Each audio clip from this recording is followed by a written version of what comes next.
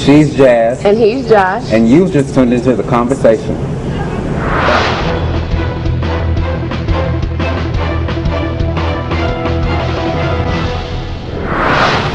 So Josh, who's your interview this month? This month I sat down and had an exclusive chat with comedian and playwright Irma Johnson, and we talked about an array of topics from her going from comedian to playwright to her brand new play. Well, it sounds wonderful. Let's check it out. And I'm here with comedian and playwright Irma Johnson. Yes. You may recognize her from another report that I did about September. She was the MC of the gospel comedy show, and I've been fortunate enough to be in her presence again. Thank you so much. Whoa, thank you wow. so much. Thank you, Josh. I appreciate it. For this one-on-one exclusive interview. All right, thank you. My first question to you is, you were a comedian first, correct? Yes. All right, so how did you get started in comedy? I've heard it before, but maybe the viewers who are just now seeing this haven't heard how you got started in comedy. Well, I started out in comedy as a vet. With my co-workers. We're always joking and clowning around, and they're like, okay, yeah, you're funny here, but I bet you can't do it on stage. And that's how it started. They bet me, and I went down to, actually it used to be the Comedy Zone, down on Madison Square. Okay. Well, they had an open mic night, and I called to get the requirements for that, and I had to write out the material. They gave you 15 minutes. Well, I was so nervous when I got on stage. They called my name up, and I began to do the first joke, and I think somebody sneezed or coughed or did something, and it just distracted me, and I was just like stage right, and I actually ran off the stage into the ladies' restroom room. Aww. And when I went in there, and then so my co-workers came in there, and they encouraged me to come back, and I did come back on stage, and I went up there to 15 minutes. I ran through it so fast, it was like 5 or 7 minutes when I finished my whole set. And but when I finished, I heard the laughter. Everybody was laughing and had a great time with it, and the rest is history. So the reception was good. Your friends, your family, they all loved it once they saw that you could be funny. You were a comedian. So they say. Yeah. All right, so I also know you told me the first time I interviewed you that you started out in secular comedy, correct? Yes, I started out with that. So how do you make the transition? Did you just have an epiphany or something? How do you make the transition from secular comedy, where that's like a lot of cussing and et cetera, et cetera, et cetera? Yeah, oh, and I love to cuss too. Yes, I did. I love to cuss. How do you make that transition from secular comedy to gospel comedy, which is what you do now? Right. You know what, Josh? When I first started doing comedy, and like you said, I began in the secular arena. So, but I believe it's when I first got connected with Christ, and when I got connected with Christ, and then things that I was saying and doing just didn't seem right anymore, and I just wasn't comfortable doing those things, and basically I don't think I was such a raunchy comedian. I just like to cuss, but I wasn't all that. But I think for me, life is just funny, whether you dress it up with a few words, explicit words, or dress it down. Life is funny. So I basically the transition. For me, the biggest transition for me was the money, the pay scale. You Christian folks don't want to pay. Y'all don't want to pay, right? But for me, that was the biggest transition because, truth be told, we do spend more money in the secular industry than we do in the Christian arena. But the reward is so much greater in the Christian arena. I just love what I'm doing. I've always loved doing comedy, but I especially love doing it now. And because now, like I said, for me, my motivation and my inspiration for my comedy was always real life situations. But I think now that I have been connected with Christ, and then those situations that I used to just look at them as an avenue to be funny. So now when I look at them, I look at my whole perspective is differently. And so when I look at those same life situations, what I do is try to bring it to the table, to whereas it would be uplifting someone to know that no matter whatever your situation is, no matter whatever the burden, this too shall pass. So, and for me, the reward is the pay in your heart and your spirit is just so much greater than the monetary. Now, don't get me wrong. Now, I need to get paid. Now, if you call me up, come on now. I want to get paid. So, but I do love what I do. When did you have the idea that, because since you started out as a comedian, when did you have the idea that comedy is not all I want to do? I want to write plays. I want to write. When did that come to you? How did that come to you? You know what?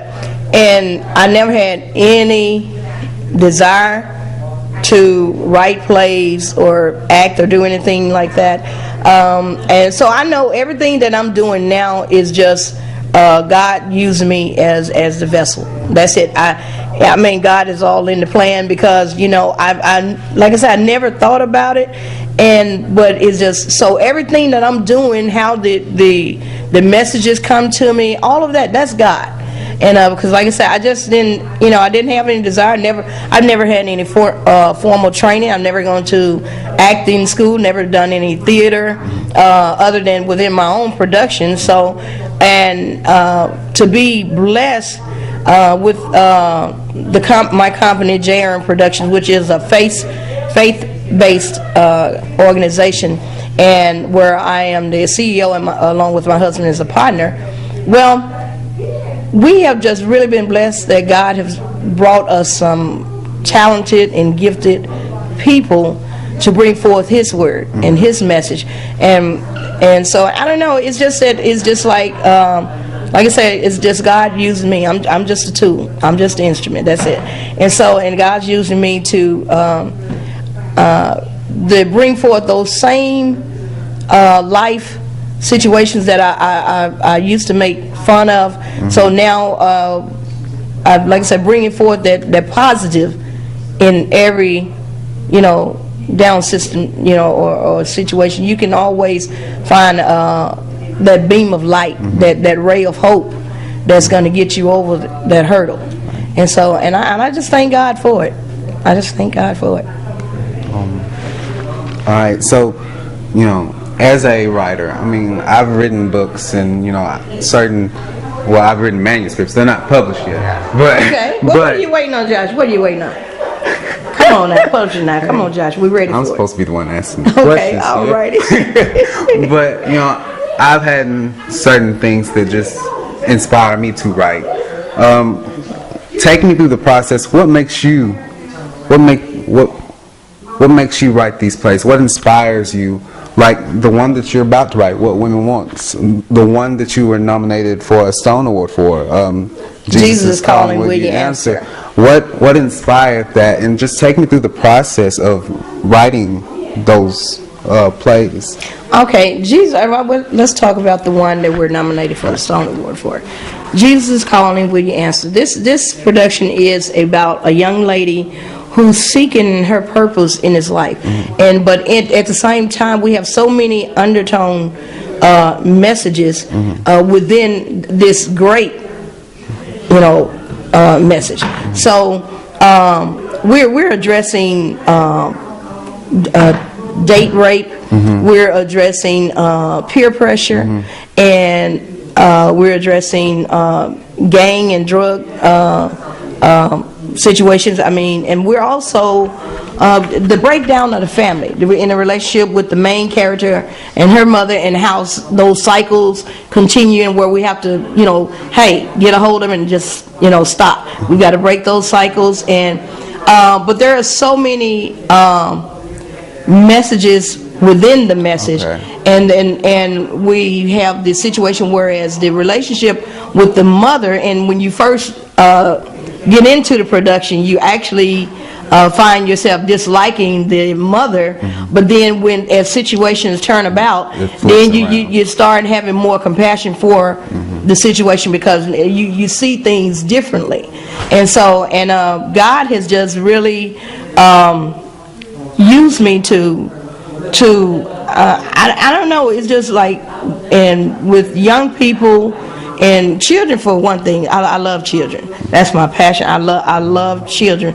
I love people. Yes, ma'am. And so it's I don't know. I just think anything that that I see now that we're dealing with in today's society and stuff, and things that we need to bring attention to, and some things people don't want to bring forth, and some things that we accept so easily that we shouldn't. And so those type of things are really things that really catch my attention. So it kind of comes from just society in general. It doesn't. Right. So it doesn't come from friends or family. The situations that you write about, they don't come from friends or family or sometimes they do. Sometimes they do. Sometimes, in fact, I've got another production that that's coming a little later, and basically that is a lot of that is from my life. Okay. And a lot of my life scenarios, and of course, within everything that I do, even when I was doing secular comedy and doing Christian comedy, and with my stage productions now, life is an act. And I think it's just so intense sometimes that you need to find the funny in it, because we can always find the hardships and the sad points and stuff, but you need the funny to bring the uplifting. And so and I do get my inspiration from people that I have met that are going through something, sometimes within my family, sometimes friends, and just things within media and things like that. So I mean, it's just all different avenues. So it comes where it comes from. Okay. Yeah. All right. So is the nomination for the Stone Award still going on? You still don't know who won? The Stone Awards are actually this weekend, October the 16th. So she is nominated for. I am nominated again for that play. Jesus is calling. Will you answer? All right. Take me through what you thought when you found out. Oh my gosh, I'm nominated for a Stone Award. Right. Yes. And because I've hosted the Stone Award before in years past. This is actually the 15th annual Stone Award. So, and just by hosting and seeing the caliber of people that they have nominated, and these people that are winning these awards, and just to this year for my name to be called within that group, oh my God, that just blew me away. It blew me away, because for me, what it stands for, because the Stone Awards is an award that is brought forward for people that are doing positive things in the community, people that are bringing positive attention to situations that otherwise may be overlooked. And so, and for me to be nominated, oh my God, that was just, I mean, that's like an Academy Award for me. So that, like I said, Stone Award now, Academy Award later. That's right. It's coming. It's coming. You're going to challenge Tyler Perry, aren't we? Oh, yes sir. We got to give Tyler a run for his money. I'm probably Tyler Perry's biggest fan though, but and you know what? It's funny that you mentioned that, and because he's just canceled the shows because he's just exhausted. Right. And I wrote on his page today, and I was telling him that even though he feels bad about having to counsel or whatever, he has nothing to feel sorry for or be mad at himself about, because God didn't create creation in one day. Right. So and if God didn't do it in one day, he's just man. And so, but it's a lot of times when we have so many expectations put on us, and we commit ourselves so much, and of course he just lost his mother, and everybody knows how close he was to with his mother. So and a lot of times when we're dealing with hurt and disappointments and sometimes tragedies, we tend to throw ourselves and just pour ourselves into what it is that we love. And so, but at some point in time, you have to kind of just step back and say, okay, it's some me time now. I just need to take a break right now, just slow it down a little bit, rejuvenate, and come back. So Tyler Perry, hey, Tyler Perry has paved the way for so many of us, the playwrights, that he's opened up doors that we just dream of going through. And just to be doing something that is so just so spiritually just lifting, and that for me that's wonderful, and that's if that's all I get out of it, hey, that's it. That's fine for me. But I want money too, but we gonna deal with it.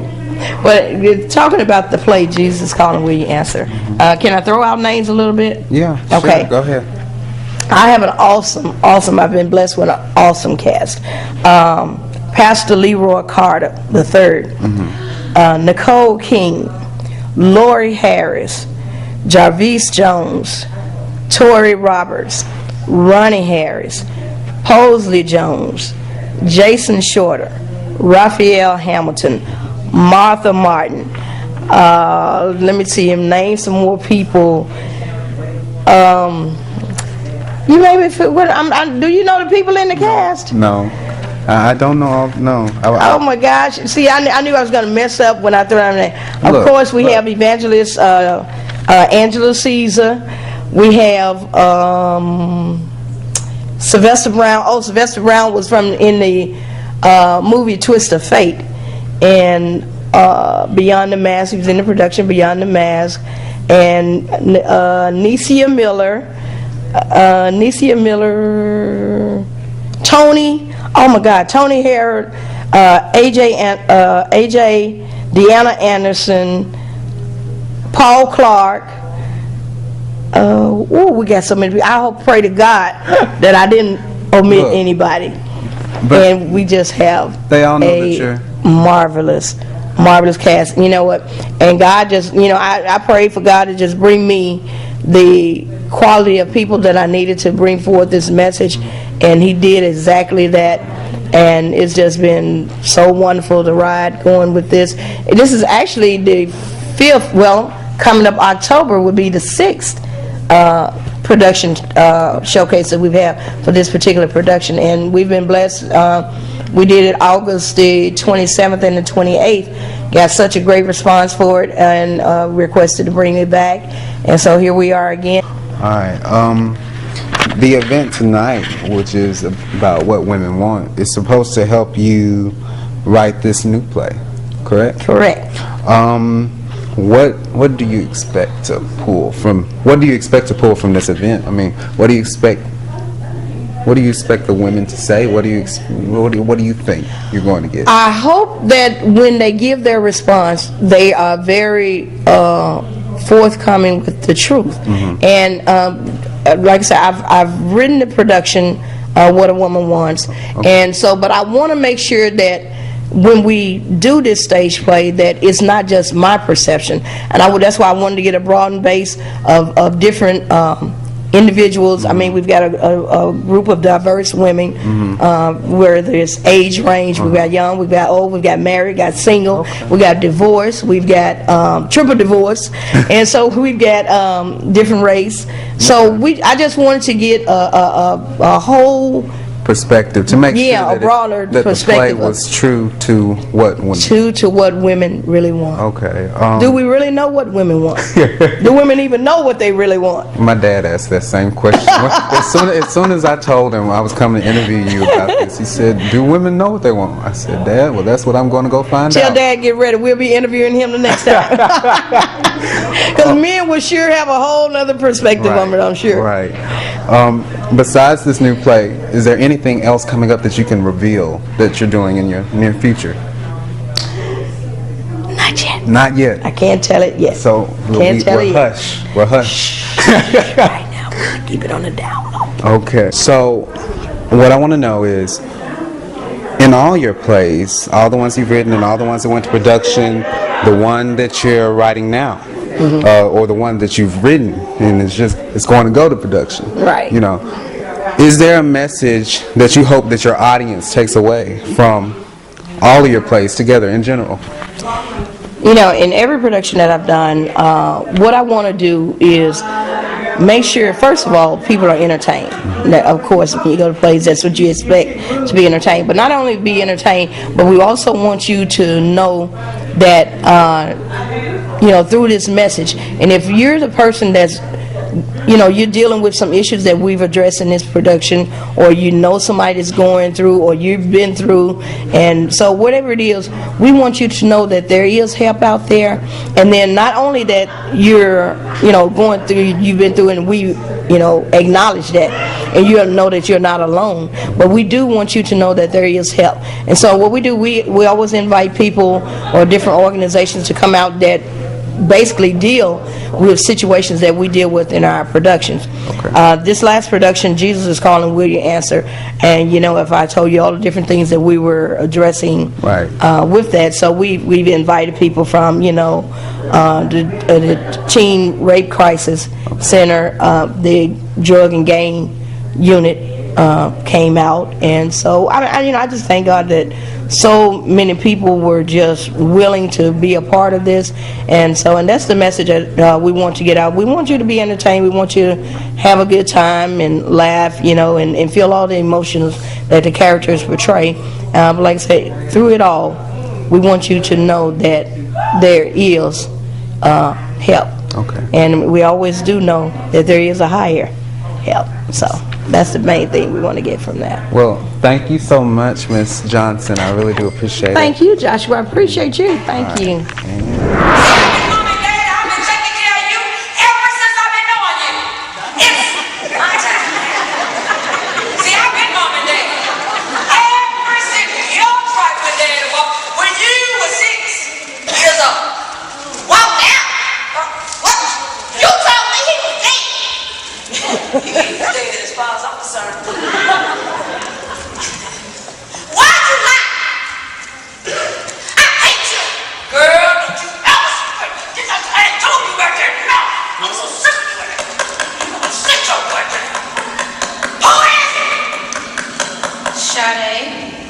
You know what?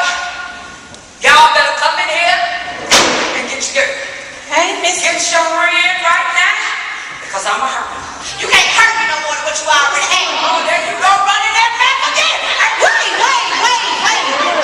Wait now. Get your hands off me. And I told you my name is Cece. I ain't no old woman. That's your problem. You think you still 16 years old? Explain this to Shara.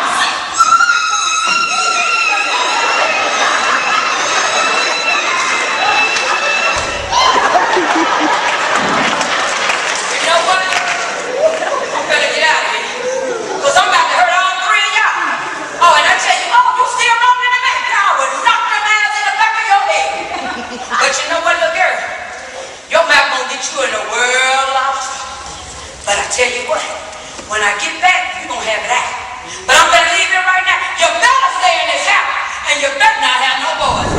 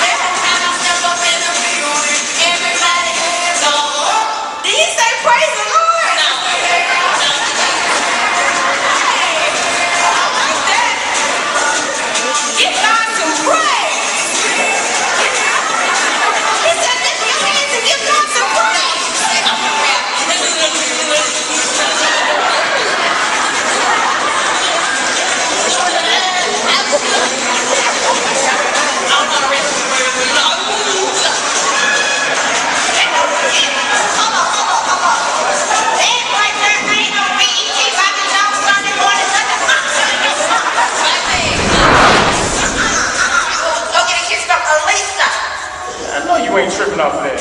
Tripping? I'm tripping? Yeah. Nah, you tripping. As a matter of fact, you need to leave. I need to what? You need to leave. I need to leave. Yeah, go, bounce. Man, you got me over here, lights all low, slow music playing, and these tight skimpy clothes on. Man, you might play with the choir boy, but I'm a real man. You know, and a real man knows how to say no for an answer. Now get out of my house. Man, I ain't finna play with you. Come here. Shut up! Shut up! Told you I ain't finna play with you. Shut up! Shut up! You knew what it was anyway. Shut up! This rich and exterior, baby, to shield and protect you from becoming prey to all those people who pretended to love you. Okay? But instead, I just drew a wall of wedge. So Josh, I hate I missed the play. How was it? It was awe-inspiring. My personal opinion, it was awe-inspiring. It was great. Memphis has their very own Tyler Perry. She mentioned Tyler Perry in the interview.